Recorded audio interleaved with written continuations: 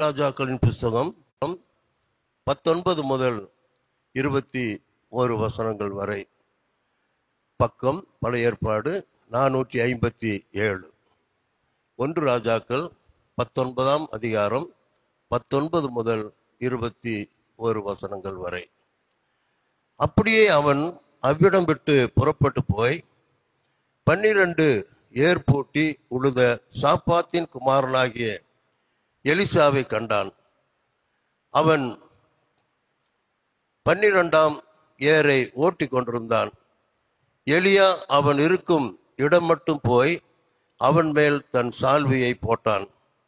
அப்பொழுது அவன் மாடுகளை விட்டு எலிசாவின் பிறகே ஓடி, நான் என் தகப்பனையும் என் தாயையும் முத்தம் செய்ய உத்தரவு கொடும், அதற்கு பின் உம்மை பின்தொடர்வேன் என்றான்.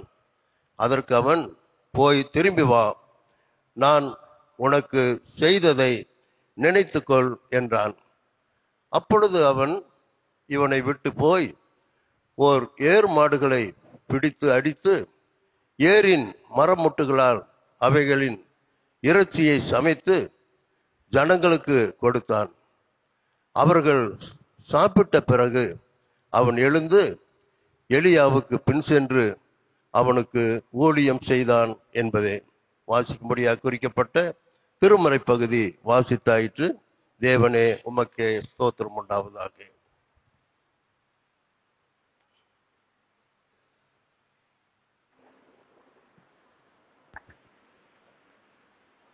நம்முடைய தந்தையாகிய கடவுளிடமிருந்தும் மைந்தராகிய இயேசுவிடமிருந்தும் உங்களுக்கு அருளும் அமைதியும் ஆசியும் உண்டாவதாக. ஆமென். ஜெபம் செய்வோம். எங்கள் கண்மலையும் எங்கள் மீட்பெருமாகிய அன்பின் ஆண்டவரே, அடியேனின் நாவின் சொற்களும் இந்த காலை வேளையில புதிதான உம்முடைய கிருபைகளை கற்றுக்கொள்ளும்படியாய் காத்திருக்கிற எங்கள் எல்லாருடைய இதயத்தின் நினைவுகளும் தியானங்களும் ஆண்டவருடைய திருமுன்னர் ஏற்புடையதாய் விளங்குவதாக. ஆமென். அன்புக்குரியவர்களே, இந்த புதிய நாளின் காலை வேளையில ஆண்டவருடைய வார்த்தைகளை கற்றுக்கொள்ளும்படியாய் வாஞ்சையாய் வருகை தந்திருக்கிற உங்கள் அத்தனை பேரையும் இரட்சகர் இயேசுவின் அன்பின் திருப்பெயரால் வாழ்த்தில் சொல்லி வரவேற்கிறேன். கடந்த வாரத்தில் திருமறையில் பொய்யுரைத்தவர்கள் அதனுடைய காரணங்கள் என்ற தலைப்பில் கன்விக்டட் லைஸ், தண்டிக்கப்பட்ட பொய்களையும், பிளேம்லெஸ் லைஸ், குற்றமற்ற பொய்களையும் குறித்து 6 நபர்களை பற்றி செய்தியை நாம் கற்றுக்கொண்டோம். இன்று முதல் ஒரு புதிய தொடர் துவங்குகிறது.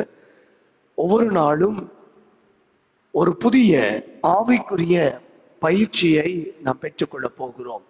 த ஸ்பிரிச்சுவல் எக்ஸசைசஸ், ஆன்மீக பயிற்சிகள். இன்றைக்கு இந்தியாவில் அதிகமான வருமானத்தை தருகிற தொழில், விதவுட் எனி இன்வெஸ்ட்மெண்ட், மூலதனம் இல்லாமல் வருமானத்தை கொடுக்கிற ஒரு முக்கியமான தொழில் என்னவென்றால் ஆன்மீக பயிற்சிகள். ஒருவர் கொஞ்சம் பிரபலமாகிவிட்டால் அடுத்த நிமிடத்தில் அவரை பின்தொடர்கிற மக்களின் எண்ணிக்கை அதிகமாகும். ஒரு குறிப்பிட்ட சில தத்துவங்களை மட்டும் வைத்துக்கொண்டு அத பல்வேறு விதமான முறைகளில இன்னைக்கு இருக்கிற செய்தி தொடர்பு ஊடகங்களை வைத்து மக்களை கவர்ந்து அதன் மூலமாய் ஒரு பெரிய நிறுவனத்தையே உருவாக்குற அளவுக்கு இன்றைக்கு ஆன்மீக குருக்கள் இந்தியாவிலே பெருகி இருக்கிறதை நாம் அறிவோம். அதிலே பலருடைய ஆன்மீகம் போலியானது என்பதை கொஞ்ச நாள்லயே என்ன செஞ்சிருவாங்க, கண்டுபிடிச்சிருவாங்க. பணம் பறிப்பதற்காக இப்படி ஒரு திட்டத்தை செய்கிறார்கள் என்பது ஒரு குறிப்பிட்ட காலகட்டத்திலேயே வெட்ட வெளிச்சமாக மாறிவிடும். ஆனா அந்த உண்மை தெரியறதுக்குள்ள பல லட்சம் ரூபாய் நம்மை விட்டு என்ன செஞ்சிருக்கோம், போயிருக்கோம். அடுத்து ஒரு தொழில், மருத்துவ தொழில், போலி மருத்துவ தொழில். இதனுடைய மூலதனம் என்னவென்றால் மனிதர்களுடைய பலவீனம். எதுவும் சீக்கிரமா நடக்க வேண்டும் என்கின்ற ஒரு விருப்பம். உதாரணத்துக்கு சொன்னால், சர்க்கரை நோய் என்பது ஒரு நோய் அல்ல, அது நம்முடைய சரீரத்திலே ஏற்பட்டிருக்கின்ற ஒரு மாற்றம். அந்த மாற்றத்தை நம்முடைய வாழ்க்கை முறையை சரி செய்வதன் மூலம், சரியான உடற்பயிற்சியின் மூலம், சரியான உணவு பழக்கத்தின் மூலம், சரியான மருத்துவத்தின் மூலம் மட்டும்தான் அதை கட்டுப்படுத்த முடியும். அதை முற்றிலுமாக என்ன செய்ய முடியாது, ஒழிக்க முடியாது என்பது ஒரு மருத்துவ உண்மை. ஆனா எங்ககிட்ட வாங்க, 3 நாள் தான் மருந்து, அதுக்கப்புறம் ஒரு தட்டு நிறைய ஜிலேபிய அப்படியே நீங்க சாப்பிடலாம். இப்படி நிறைய விளம்பரங்களை நீங்கள் பார்த்திருக்கலாம். ஒவ்வொருத்தரும் ஒவ்வொரு ஆலோசனை சொல்லி பைசா பார்ப்பதுதான் இன்றைக்கு நோக்கமாய் இருக்கிறது. இவைகளுக்கு மத்தியில என்னுடைய வாழ்க்கையில சரியான பாதையை நான் எப்படி தெரிந்து கொள்வது, அந்த சரியான பாதையை எப்படி தொடர்வது, இந்த சரியான பாதையில எப்படி நிலைத்திருப்பது, என் ஆவிக்குரிய வாழ்க்கையில am I running properly, am I following properly? இதை பல நேரங்களில் விசுவாசிகளாகிய நாம் மறந்து போகிறோம். இந்த 6 நாட்களும் ஒரு சில ஆவிக்குரிய பயிற்சிகளை ஆண்டவரின் கிருபையோடு, துணையோடு, ஆவியானவரின் வழிநடத்தலோடு நாம் சேர்ந்து கற்றுக்கொள்ள போகிறோம். இந்த ஆவிக்குரிய பயிற்சிகளை நம்முடைய அனுதின வாழ்க்கையில நாம் கடைபிடித்து வந்தால் நிச்சயமாக நம்முடைய ஆவிக்குரிய வாழ்க்கையில ஒரு நல்ல முன்னேற்றத்தை நாம் என்ன செய்ய முடியும், பெற்றுக்கொள்ள முடியும். முதலில் இன்றைக்கு நாம் கற்றுக்கொள்கிற ஆவிக்குரிய பயிற்சி 1 கொரிந்தியர் 9ஆம் அதிகாரம் 24ஆம் வசனத்தின் கடைசி பகுதி. 1 கொரிந்தியர் 9ஆம் அதிகாரம் 24ஆம் வசனத்தின் கடைசி வசனம், நீங்கள் பெற்றுக்கொள்ளத்தக்கதாக ஓடுங்கள், நீங்கள் பெற்றுக்கொள்ளத்தக்கதாக ஓடுங்கள். ஆவிக்குரிய வாழ்க்கையில இந்த ஓட்டம் மிக மிக அவசியமானது. நம்முடைய உடல் நலம் நன்றாயிருப்பதற்கும் இந்த மெதுவான ஓட்டம், பிரிஸ்கான வாக், இது இரண்டும் மிக மிக அவசியம் என்று மருத்துவர்கள் திரும்ப திரும்ப சொல்லிக்கொண்டே இருக்கிறார்கள். ஆனால் எப்படி வாக்கிங் போகாம இருக்கணும், எப்படி ஜாக்கிங் போகாம இருக்கணும் என்பதற்கு பொருத்தமான காரணங்களை நாம் என்ன செய்வோம், வைத்திருக்கிறோம், நான் உட்பட. ஐயரம்மா இந்த வழிபாடு முடிஞ்சதுக்கு அப்புறம் அவங்க வாக்கிங் போயிடுவாங்க. ஆனா நான் வாக்கிங் கிட்டத்தட்ட ஒரு 4-5 மாதங்களாக வாக்கிங் போகல. அதுக்கு ஒரு வேலிட் ரீசன் என்கிட்ட இருக்கு. காலையில கிளைமேட் ரொம்ப சில்லா இருக்கு. இப்ப என்ன ரீசன், 4:30 மணிக்கு எழும்புறேன், ஆராதனைக்காக ஆயுதப்படுறேன், மறுபடியும் வாக்கிங் போறதுனால முடியல. அதனால வீட்டுல நான் என்ன செய்யறேன், கொஞ்ச நேரம் யோகா பயிற்சி நான் செய்கிறேன். இந்த 40 நாள் இது எனக்கு போதும், சாப்பாடு ரொம்ப கரெக்டா தான் சாப்பிடுறேன், ஆகையினால என்னுடைய லெவல் கரெக்டா இருக்கு அப்படின்னு சொல்லி நான் நினைத்து கொண்டிருக்கிறேன். ஈஸ்டருக்கு பிறகு போய் டாக்டர் போய் பார்த்து சுகர் லெவல் எவ்வளவு இருக்குன்னு பார்த்தா என்னுடைய ஒரிஜினாலிட்டி என்னன்னு தெரிஞ்சிடும் இல்லையா? நீங்கள் பெற்றுக்கொள்ளத்தக்கதாக ஓடுங்கள் என்று பவுல் அப்போஸ்தலன் கொரிந்து திருச்சபைக்கு எழுதுகிறார். ஆவிக்குரிய முதல் பயிற்சி விசுவாச ஓட்டம், a faith running, விசுவாச ஓட்டம். இதை எப்படி ஓடுவது? நம்ம எல்லாருக்கும் இந்த ஓட்டப்பந்தயம் என்றால் ஓரளவுக்கு நன்றாக தெரியும். ஏன்னா சின்ன வயசுல நாம ஓடிக்கொண்டே இருக்கிறவர்கள் தான். மும்பை போன்ற பெருநகரங்களில காலை நேரத்துல நீங்க பாத்தீங்கன்னா மெல்லமா நடந்து போற ஒருவரையும் நீங்க பார்க்க முடியாது. திருமண பக்கம் எல்லாம் என்ன செய்வாங்க, ஓட்டமும் நடையுமா தான் இருக்கும். ஒன்னா பஸ்ஸை பிடிக்க ஓடுவாங்க, இல்ல ட்ரெயினை பிடிக்க ஓடுவாங்க. ஒரு மைக்ரோ செகண்ட்ல ட்ரெயின் போயிடும், அதனால ஓடி போய் ஏறணும். விட்டாச்சுன்னா அதுக்கப்புறம் டைமுக்கு போய் சேர முடியாது. இப்படி நிறைய பிரச்சனைகள் இருக்கும், ஓடிட்டே இருப்பாங்க. நான் ஒரு முறை மும்பையில ஒரு ஊழியத்துக்காக போன போது என்னை அழைத்து போன என்னுடைய நண்பர் என்னது சொன்னார், பிரேம், நான் எவ்வளவு ஸ்பீடா நடக்கிறேனோ அவ்வளவு ஸ்பீடா நீங்க நடக்கணும்.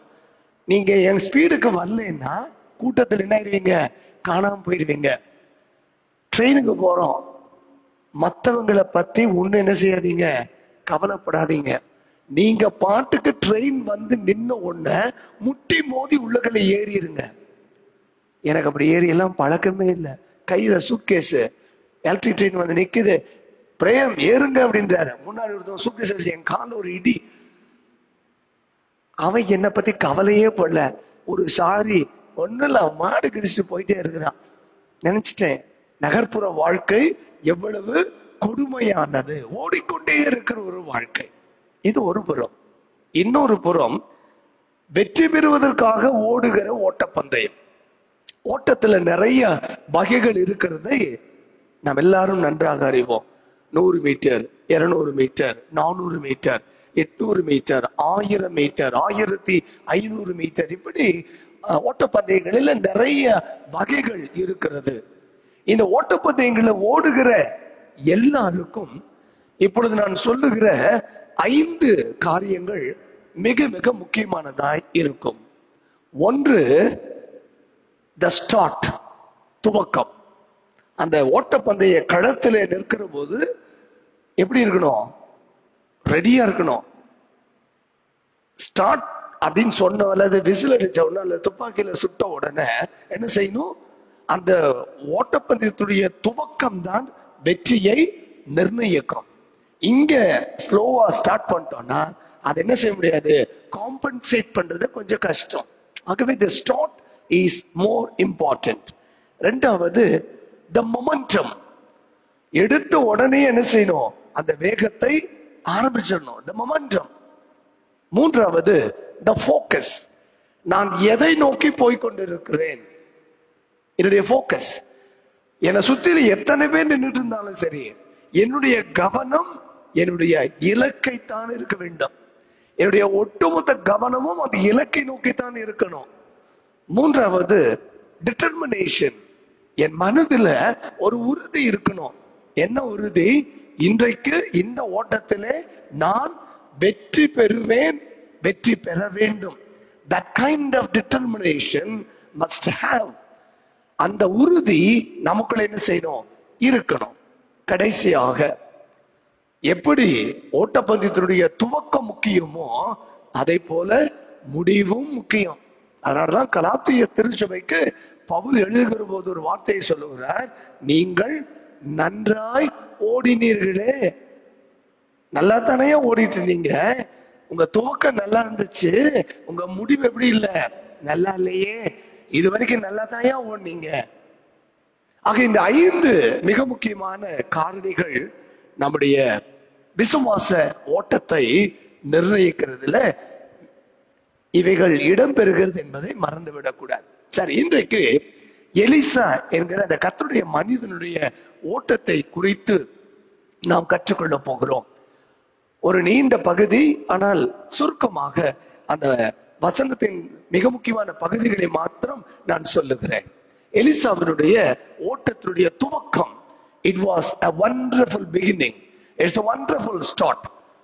எலியாவுக்கு ஆண்டவர் கட்டளை கொடுக்கிறார், நீ சீரியாவில் ராஜாவை அபிஷேகம் பண்ண, இஸ்ரவேலில யெகூவை ராஜாவாக அபிஷேகம் பண்ணு, உன்னுடைய ஸ்தானத்துல எலிசாவை, சாப்பாத்தின் குமாரனாகிய எலிசாவை அபிஷேகம் பண்ணு. எலிசா உடனே வருகிறார். சாப்பாத்து கிராமத்துல எலிசா என்ன செய்கிறார்? தன் வயலை உழுது கொண்டிருக்கிறார். எலியா பார்க்கிறார். 12 ஏர் பூட்டி உழுது கொண்டிருக்கிற ஒரு விவசாயியின் மகன். அவர் போய் பார்த்து ஒண்ணுமே பேசல. ஒரு சால்வை எடுத்து தன்னுடைய சால்வையை அவர் மேல போட்டுவிட்டு 19வது வசனத்தின் கடைசி பகுதி, எலியா அவன் இருக்கும் இடம் மட்டும் போய் அவன் மேல் தன் சால்வையை போட்டான். அவ்வளவுதான். இந்த சால்வைய போட்ட உடனே அவர் என்கிட்ட ஏதோ சொல்ல வருகிறார் என்பதை எலிசா புரிந்து கொள்ளுகிறார். புரிந்து கொண்டு கடந்து போகிற எலிசாவுக்கு பின்னாக என்ன செய்கிறார்? உடனே ஓடுகிறார். The start was wonderful. அற்புதமான ஒரு துவக்கம். ஏதோ ஒரு விஷயத்தை இந்த கர்த்தருடைய ஊழியக்காரன் எனக்கு சொல்ல விரும்புகிறார். இந்த சால்வை என் மேல போட்டாரு, இத நான் தான் என்ன செய்ய, நீ கேட்டு தெரிந்து கொள்ள வேண்டும். What was the purpose behind it? இதற்கு பின்பாக இருக்கிற நோக்கம் என்ன? உடனே எலிசாவுக்கு பிறகாக ஓடுகிறான். ஓடி போய் புரிந்து கொள்ளுகிறான், கர்த்தர் என்னை ஊழியத்துக்கு அழைக்கிறார். உடனே பதில் சொல்ற, என் தகப்பனையும் என் தாயையும் ஓடி போய் நான் முத்தம் செய்து விட்டு அவங்ககிட்ட சொல்லிட்டு நான் திரும்பி வருகிறேன். எலியா பதில் சொல்லுகிறார், போய் திரும்பி வா, நான் உனக்கு செய்ததை நினைத்துக்கொள். நான் உனக்கு என்ன செஞ்சேங்கிறத நினைச்சுக்கொள். Now you are going to replace my place. நான் இந்த உலகத்தை விட்டு போக போகிறேன், என்னுடைய இடத்தை நீதான் நிரப்ப போகிறாய் என்பதை இந்த சால்வையை அடையாளமாக வைத்து எலிசாவுக்கு கற்றுக் கொடுக்கிறார். அடுத்தவுடைய ஓட்டத்துடைய துவக்கம் எவ்வளவு வேகமாக இருக்கிறது என்றால், வீட்டுக்கு போய் உடனே என்ன செய்கிறார்? ஒரு ஏர் மாடுகளை பிடித்து அதை அடித்து அதில கறி சமைக்கிறார். கறி சமைக்கிறதுக்கு எதை பயன்படுத்துகிறார்? அந்த ஏரை பயன்படுத்துகிறார் இல்லையா? அந்த ஏரின் மரமுட்டுகளால் அதன் இறைச்சியை அவன் சமைத்து அங்கிருந்த எல்லாருக்கும் கொடுத்து பின் அதன் பிறகு எழுந்து எலியாவுக்கு பின் சென்று அவர் ஊழியம் செய்கிறார். எலிசாவினுடைய விசுவாச ஊழியத்தினுடைய ஓட்டத்தின் துவக்கம் மிக அழகாக இருந்தது, மிக வேகமாக இருந்தது. There was no second thought. இரண்டாவது சிந்தனைக்கு அங்க இடம் இல்லை. There was no second opinion. அம்மாட்ட போய் அப்பாட்ட போய் இப்படி எலியானைய சால்வை போட்டு கூப்பிட்டுருக்காரு, shall I go, shall I follow Elijah? இல்ல, தனக்கு ஒரு அழைப்பு கிடைச்ச உடனே அந்த அழைப்பை மனதில் வைத்துக் கொண்டு உடனடியாக என்ன செய்கிறான்? ஊழியத்துக்கு ஓடுகிறான். ஊழியத்தை பொறுத்தளவு எப்போதுமே அழைப்பு கிடைத்தால் அந்த அழைப்புக்கு என்ன செய்யணும்? கீழ்ப்படையணும். அதுதான் முக்கியம். அது நடக்குமா, இது நடக்குமா, என் ஃபேமிலி எப்படி பாக்குறது, அவங்க எப்படி பாக்குறது, இவங்க எப்படி பாக்குறது, போனா சம்பளம் கிடைக்குமா, நல்ல பாஸ்டேட் கிடைக்குமா, இப்படி யோசிச்சா எங்க வர முடியாது? ஊழியத்துக்கு வர முடியாது. ஆண்டவர் சொல்லுகிறார், கலப்பையின் மேலே கை வைத்து விட்டு பின்னிட்டு பார்க்கிற எவனும் தேவனுடைய ராஜ்யத்துக்கு ஏற்றவன் அல்ல. சரி, எலிசாவின் ஓட்டத்துல இரண்டாவது எலிசாஸ் மொமெண்டம், வேகம் இல்லையா? அந்த வேகத்தை தான் நான் உங்களுக்கு சொன்னேன். அழைப்பு கிடைச்ச உடனே எலியாவுக்கு பின்னாடி ஓடுகிறார். எலியாவுடைய அழைப்பு கிடைச்ச உடனே வீட்டுக்கு ஓடுகிறார். நான் செய்ய வேண்டிய காரியம் என்ன? எங்க அம்மா அப்பாட்ட சொல்லணும். அவங்க ஒத்துட்டாலும் சரி, ஒத்துக்கிட்டாலும் சரி, நான் என்ன செய்யணும்? ஊழியத்துக்கு போகணும். இனி எனக்கு நோ மோர் ஃபார்மர், ஒரு விவசாயி என்கிற ஐடென்டிட்டி எனக்கு இல்லை. I am not a farmer hereafter. இதற்கு பிறகு நான் யார் கிடையாது, விவசாயி கிடையாது. I am going to be the servant of God. நான் கர்த்தருடைய ஊழியத்தை செய்ய அழைக்கப்பட்டிருக்கிறேன். வேகம் இல்லையா, ஓடுகிறான். அந்த ஓட்டத்துல ஒரு நல்ல ஆரம்பம், அதுல ஒரு வேகம் இருக்கு. கொஞ்சம் டைம் கொடுத்தாலும் இந்த மனசு என்ன செஞ்சிடும், மாறிடும். இவர் பின்னாடி போனா எனக்கு என்ன கிடைக்கும், ஒரு நல்ல பிரகாசமான எதிர்காலம் கிடைக்குமா, இதெல்லாம் யோசிச்சா வேகம் என்ன ஆயிரும், தடைப்படும். ஆகவே எலிசா வேகமாக போகிறான். அம்மா அப்பாவை மொத்தம் செய்கிறான், ஏறுமாட்டை அடிக்கிறான், இறைச்சியை சமைக்கிறான், எல்லாத்துக்கும் கொடுத்துட்டு போயிட்டு வர திரும்ப எலிசாவை பின்தொடர்ந்து அவருக்கு ஊழியம் செய்கிறான். 2 ராஜாக்கள் 2ஆம் அதிகாரத்தில் முதல் 8 வசனங்களை நீங்கள் வீட்டிலே போய் வாசித்து பாருங்கள். The Elisa's focus, எலிசாவினுடைய கவனம் அல்லது நோக்கம் எப்படி இருக்கிறது? எலியா இன்னும் கொஞ்ச நாள்ல கர்த்தரால எடுத்துக்கொள்ளப்பட போகிறார் என்ற செய்தி எலிசாவுக்கு தெரியும். தீர்க்கதரிசிகள் புத்தர் இருக்கும் தெரியும். ஆகவே எலியா கர்த்தருடைய சமூகத்தை எடுத்துக்கொள்வதற்கு முன்பு எலிசாவுடைய உள்ளத்துல ஒரு ஆசை இருக்கிறது.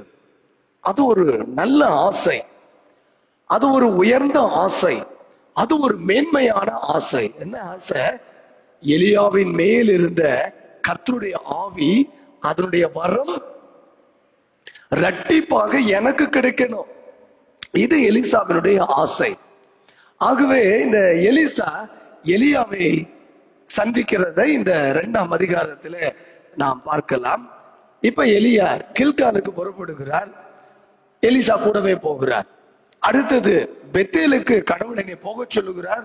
அதற்கு எலிசா, நான் உன்னை விடுறதே இல்லை, நான் பின்னாடியே வருகிறேன். பெத்தேலில் இருக்கிற தீர்க்கதரிசி புத்தர் சொன்னாங்க, ஏப்பா உனக்கு விஷயம் தெரியுமா, இன்னைக்கு உன்னை எஜமானை கர்த்தர் என்ன செய்ய போகிறார், எடுத்துக்கொள்ள போகிறார். எனக்கு தெரியும், நீங்க சும்மா இருங்க. அடுத்து எலியா சொல்லுகிறார், எலிசாவே நீ எங்கே இரு, நீ பெத்தேல் இரு, நான் எங்க போறேன், ஐ எம் கோயிங் டு ஜெரிகோ, நான் எரிகோவுக்கு போகிறேன். இல்ல இல்ல, நானும் கூட தான் வருவேன். மறுபடியும் தீர்க்கதரிசி புத்தர் சொல்லாங்க, உங்களுக்கு தெரியுமா இன்னைக்கு எலியாவை கர்த்தர் எடுத்துக்கொள்ள போகிறார். எனக்கு தெரியும், நீங்க சும்மா இருங்க. எரிகோ போயிட்டாரு. அடுத்து எலியா எலிசாவை பார்த்து சொல்லு, எலியாசாவே நீ இங்கே இரு, கர்த்தர் என்னை யோர்தானுக்கு அனுப்புகிறார். இல்ல, நான் உண்மை விடுகிறது இல்ல, உங்க கூட தான் நான் வருவேன். அவருடைய போக்கஸ்ல கரெக்டா போயிட்டு இருக்கிறார். இத நம்ம சொல்லுவோம் இல்லையா, the focused mind, நல்ல ஒரு நோக்கத்தை உடைய ஒரு மனம், சிதறாத நோக்கம், சிதறாத கவனம். யாரு என்ன சொன்னாலும் சரி, எலியாவே வேண்டான்னு சொன்னாலும் சரி, இல்ல நாங்க கூட தான் வருவேன்.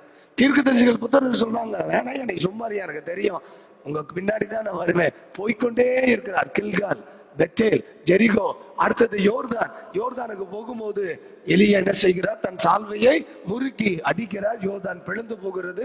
2 பேரும் கடந்த அப்புறம் போகிறார்கள். எலியா தெரிஞ்சிட்டாரு, இவன் போனா போக மாட்டான். சரி, இவ்வளவு கஷ்டப்பட்டு பின்னாடியே ஓடி வந்துட்டு இருக்கிறையே, உன்னுடைய நோக்கம் தான் என்ன? இப்ப எலிசா சொல்லுகிறார், ஐயா உங்க மேல இருக்கிற இந்த கர்த்தருடைய ஆவியின் வரங்கள் எனக்கு இரட்டிப்பா வேணும். எலிசா புரிந்து கொள்ளுகிறார், ஓ ஊழியத்தை அந்த மனிதனுக்கு என்ன இருக்கு, ஒரு நல்ல அக்கறை இருக்கிறது, தன்னை வளர்த்து கொள்ள வேண்டும், இன்னமும் கர்த்தருடைய ஊழியத்துல மேம்பட வேண்டும். ஊழியத்துக்கு வரும்போது இந்த போக்கஸ் இருக்கணும். ஏதோ வரோம் போறோம், மாசமான சம்பளம் கொடுக்குறாங்க, ஒரு பாமலைய பாடின, 2 கீர்த்தனையை பாடினோம், அந்த பைபிள் எடுத்து ஒரு வசனத்தை வாசிச்சு தெரிஞ்சதை சொல்லிட்டு அப்படியே போயிடலாம். இப்படி இருந்தா ஊழியத்துல என்ன செய்ய முடியாது, வளரவே முடியாது. ஒவ்வொரு முறையும் என்ன செய்யணும், நான் ஆண்டவருக்காக புதிதான காரியத்தை செய்ய வேண்டும், என் ஆண்டவருக்காக எதையாகிலும் நான் சாதிக்கணும். என்னுடைய வாழ்க்கையின் ஓட்டம் ரொம்ப குறுகினது. இந்த குறுகிய வாழ்க்கையில என் தேவாதி தேவனுக்காக நான் எதையாகிலும் செய்யணும். இந்த ஒரு வாஞ்சை ஊழியக்காரனுக்குள்ள இருந்து கொண்டே இருந்தால் கர்த்தர் என்ன செய்வார், அந்த வாஞ்சையை கனப்படுத்துவார், அங்கீகரிப்பார், அவன் செய்வதெல்லாம் வாய்க்கும். அதுதான் ஊழியக்காரனுக்கு இருக்கிற கடவுள் கொடுக்கிற ஒரு மிகப்பெரிய கிருபை. ஆக எலியா கேட்ட உடனே எலிசா சொல்லுகிறான், ஐயா உங்க மேல இருக்கிற ஆவியின் வரம் எனக்கு இரட்டிப்பா வேணுயா. எலியா பதில் சொல்லுகிறார், கர்த்தரை நீ எடுத்துக்கொள்ளுகிற போது நீ அதை கண்டால் உனக்கு அது கிடைக்கும். பேசிக்கொண்டிருக்கும் போதே சுழல் காற்றில எலியா எடுத்துக் கொள்ளப்படுகிறான். எலியாவின் சால்வை கீழே விழுகிறது. மறுபடியும் ஓடுகிறான். ஐயா, இஸ்ரவேலுக்கு ரதமும் குதிரை வீரமா இருந்தவரே என்று சொல்லி, என் தகப்பனே என்று சொல்லி எலியாவுக்கு பின்னாக ஓடுகிறான். அந்த சால்வையை பிடித்துக் கொள்ளுகிறான். அந்த சால்வையை பிடித்துக் கொண்டு திரும்ப வருகிறான். அவனுக்குள்ள ஒரு நம்பிக்கை, கர்த்தருடைய ஆவியானவர் என்னோடு கூட இருக்கிறார். எலியாவின் மேல் இருந்த அதே ஆவியானவர் இப்பொழுது என் பேரிலும் இருக்கிறார் என்கிற ஒரு பெரிய உறுதி, the determination, எனக்குள்ள ஆவியானவர் இருக்கிறார். அந்த உறுதியோடு எலியா செய்ததை போலவே எலியாவின் சால்வையை முறுக்கி யோர்தானை அடிக்கிறார். யோர்தான் இரண்டாக பிளக்கிறது. இதை தூரத்தில் இருந்து தீர்க்கதரிசிகள் புத்திரர் பார்க்கிறார்கள், புரிந்து கொள்ளுகிறார்கள். எலியாவின் ஆவி எலிசாவின் மேலே இறங்கி இருக்கிறது. 15வது வசனத்துல எரிகோவில் பார்த்து கொண்டு நின்ற தீர்க்கதரிசிகள் புத்திரர் அவனை கண்டவுடனே எலியாவின் ஆவி எலிசாவின் மேல் இறங்கி இருக்கிறது என்று சொல்லி அவனுக்கு எதிர்கொண்டு போய் தரைமட்டம் குனிந்து வணங்குகிறார்கள். His start was wonderful. His momentum was a speedy moment. His focus was dynamic. His determination was excellent. அவருடைய மன உறுதி சிறப்புக்குரியதாய் இருந்தது. அது மாத்திரமல்ல, அவனுடைய முடிவு அற்புதமான ஒரு முடிவு, ஆனந்தமான ஒரு முடிவு. ஏனென்றால் எலியா கர்த்தர் 3 கட்டளைகளை கொடுக்கிறார். அதுல எலியா ஒரே ஒரு கட்டளையை மாத்திரம்தான் அவர் நிறைவேற்றி இருக்கிறார். 1 ராஜாக்கள் 19ஆம் அதிகாரத்துல நிம்சியின் குமாரனாகிய யெகூவை இஸ்ரவேலின் மேல் ராஜாவாக அபிஷேகம் பண்ணு, ஆபேல் மெகோலா ஊரான சாப்பாத்தின் குமாரனாகிய எலிசாவை உன் ஸ்தானத்திலே தீர்க்கதரிசியாய் அபிஷேகம் பண்ணு, ஆசகேலை சீரியாவின் மேலே ராஜாவாக அபிஷேகம் பண்ணு. This was the 3 commandments God has given to Elijah. 3 மிக முக்கியமான கட்டளைகளை கொடுக்கிறார். 1 ஆசகேலை அபிஷேகம் பண்ணு, 2வது யெகூவை அபிஷேகம் பண்ணு, 3வது எலிசாவை அபிஷேகம் பண்ணு. இப்ப எலியா வருகிறார். எலியா வருகிற போது முதல்ல யார் அபிஷேகம் பண்ணுகிறார்? எலிசாவை தன் ஸ்தானத்திலே தீர்க்கதரிசியாய் அபிஷேகம் பண்ணுகிறார். அதன் பிறகு 2 வேலையும் அவர் என்ன செய்யல. அதற்குள்ள கர்த்தர் அவரை எடுத்துக்கொண்டார். இப்ப எலிசா என்ன செய்கிறான்? தன்னுடைய ஊழியக்காரன், தன்னுடைய தகப்பனாகிய எலியா விட்டு சென்ற அந்த 2 பணிகளையும் எலிசா தான் கம்ப்ளீட் பண்றார். நீங்க 2 ராஜாக்கள் புத்தகத்தை நீங்கள் தொடர்ந்து வாசித்து பார்த்தா எனக்கு தெரியும். ஆசகேலை பார்த்து எலிசா சொல்லுகிறார், நீர் என்ன செய்ய போகிறீர்? ராஜாவாக போகிறீர் சொல்லிட்டு அழுகிறார். உடனே கேட்கிறார், ஏன் கர்த்தருடைய ஊழியக்காரனை ஏன் அழுகிறீர்? இல்ல நீ சீரியாவின் மேல ராஜாவாக போகிற, நீ ராஜா ஆனதுக்கு பிறகு இந்த இஸ்ரவேல் ஜனங்களை நீ பயங்கரமா கொடுமைப்படுத்த போகிற, இஸ்ரவேல் ஜனங்களினுடைய மக்களை நீ கொல்ல போகிறாய், கர்ப்பிணி பெண்களின் வயிற்றை கீறி அவளை கொல்ல போகிறாய், சிறு பிள்ளைகளை கீழே மோதி அடித்து நீ கொல்ல போகிறாய், என் ஜனம் படப்போகிற பாடுகளை நினைத்து நான் என்ன செய்கிறேன்? அழுகிறேன் என்று எலிசா சொல்லுவதாக அந்த பகுதியில நாம் வாசிக்கலாம். அது மாத்திரமல்ல, எலியா செய்த அற்புதங்களை விட பல அற்புதங்களை எலிசா தான் செய்திருக்கிறார். நீங்க வாசிங்கன்னா அந்த அற்புதங்கள் மட்டும் ஏறத்தாழ 10 அற்புதங்களுக்கு மேல இருக்கும். அப்படி அவருடைய ஊழியம் இருந்தது. அது மாத்திரமல்ல, அவர் இறந்துட்டார். எலிசா வியாதி இறந்துட்டார். அவரை கொண்டு போய் கல்லறையில போட்டாங்க. ஒரு யுத்தம் நடக்கும் போது ஒரு போர் வீரனுடைய சடலத்தை அந்த கல்லறை குருதிக்கு போடுறாங்க. போட்ட உடனே அந்த போர் வீரன் உயிரோடு கூட எழுந்துகிறார். His finish was amazing. அவருடைய வாழ்க்கையினுடைய ஓட்டம் பார்த்தீங்கன்னா கற்பனை செய்து பார்க்க முடியாத சிறப்புக்குரிய ஒரு ஓட்டத்தின் நிறைவாக அமைந்திருந்தது.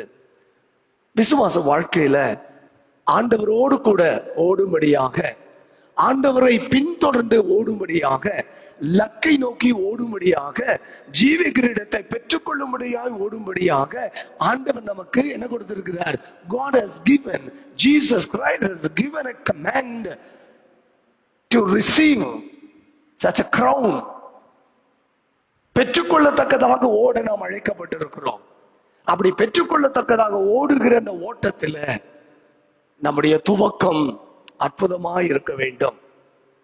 நம்முடைய வேகம் ஏற்றதா இருக்க வேண்டும். நம்முடைய கவனம் சிதறாததா இருக்க வேண்டும். நம்முடைய உறுதி நிலையானதா இருக்க வேண்டும். நம்முடைய முடிவு அசாத்தியமான முடிவாக இருக்க வேண்டும். இந்த விசுவாச பயிற்சியை இன்றைக்கு நாம் துவங்குவோம். கர்த்தர் எனக்கு ஒரு விசுவாச ஓட்டத்தை எனக்கு கொடுத்திருக்கிறார். இந்த விசுவாச ஓட்டத்துல அதனுடைய துவக்கம் முக்கியம், வேகம் முக்கியம், சிதறாத கவனம் முக்கியம். பெற்றுக்கொள்ள வேண்டும் என்கிற அந்த உறுதியிலே நிலைத்திருப்பது முக்கியம். என் எல்லை கோட்டை சரியாக என்ன செய்யணும்? அடைய வேண்டும். 2016 ஆண்டு ரியோ ஒலிம்பிக் பந்தயத்துல பஹாமா தீவிலிருந்து ஒரு பெண் 22 வயது, ஷான் மில்லர் என்பது அவருடைய பெயர். எப்படியாகிலும் இந்த ஓட்டப்பந்தயத்தில் என் தேசத்துக்கு நான் தங்கத்தை வாங்கி கொடுக்க வேண்டும் என்று பல ஆண்டுகள் முயற்சித்து கடைசியாக இந்த அம்மா ஃபைனலுக்கு வந்துட்டா. ஃபைனல்ல சரியான போட்டி. இந்த அம்மா வந்திருக்கிறது ஒரு சின்ன தீவில் இருந்து. அந்த அம்மா சரியான போட்டி. அமெரிக்க ஐக்கிய நாட்டை சேர்ந்த ஒரு பெண். யார் ஜெயிப்பா? எல்லாரும் சொல்றாங்க அமெரிக்கா தான் ஜெயிக்கும். ஆனால் இவளுக்குள்ள ஒரு பெரிய உத்வேகம், எப்படியாகிலும் என் தேசத்துக்கு நான் ஒரு தங்க பதக்கத்தை வாங்கி கொடுக்கவே வேண்டும். ஃபைனல்ல நிக்கிறாங்க, துப்பாக்கி சுட்டாச்சு. அந்த அம்மா நல்ல ஸ்டார்ட் பண்ணிட்டாங்க. ஷான் மில்லர் வேகமாக ஓடுகிறான். ஓடிக்கொண்டே இருக்கும்போது அவருடைய கால்களிலே தசை பிடிப்பு ஏற்பட்டுருச்சு. வேதனை அதிகமா இருக்கு. 2 கால்களையும் வேதனை. அந்த வெற்றி கோட்டுக்கு 40 மீட்டர் தொலைவில் இருக்கும்போது, அது 400 மீட்டர் ஓட்டப்பந்தயம், 40 மீட்டர் தொலைவில் இருக்கும்போது அந்த ஷான் மில்லருடைய மனசுல விழுந்தர போற என்பதை போலவே ஒரு எண்ணம் வருகிறது. வெற்றி பெற்றதுக்கு பிறகு அந்த பெண் சொல்லுகிறாள், Shawn Miller don't fall, don't fall, don't fall என்று தனக்குள்ளேயே சொல்லிக் கொண்டு, தயவு செஞ்சு விழுந்துராத என்று அந்த 40 மீட்டர் அந்த தொலைவில் தன்னை தனக்குள்ளாக திடப்படுத்தி கொண்டு வேகமாக ஓடுகிறாள். வெற்றி கோட்டின் அருகிலே வந்து விட்டாள். விழுந்து விட்டாள். விழுந்த உடனே என்ன நடந்ததுன்னு தெரியல. அவருடைய கண்கள் எல்லாம் அந்த பிளர் ஆகிவிட்டது. என்ன நடக்குதுன்னு அவளுக்கு தெரியல. மங்கலாயிருச்சு. அப்படியே போய் விழுந்துட்டா. முடிஞ்சதுன்னா என் ஆசை எல்லாம் தீர்ந்துருச்சு. சின்ன வயசுல இருந்து எவ்வளவு ஆசைப்பட்டேன் என் தேசத்துக்கு வெற்றியை வாங்கி கொடுக்குறேன்னு சொல்லி. ஆனா இன்னைக்கு என் கால் பலவீனம் இப்படி அந்த வெற்றியை ருசிக்க முடியாமல் செய்து விட்டதே என்று சொல்லி விழுந்ததுக்கு பிறகு அப்படியே யோசித்துக் கொண்டே இருக்கிறாள். கால்களில் கரங்கள் எல்லாம் வேதனை. அப்படியே கண்ணை திறந்து பார்க்கிறாள். கிரௌட் எல்லாம் அப்படியே ஆர்ப்பரிக்கிறாங்க.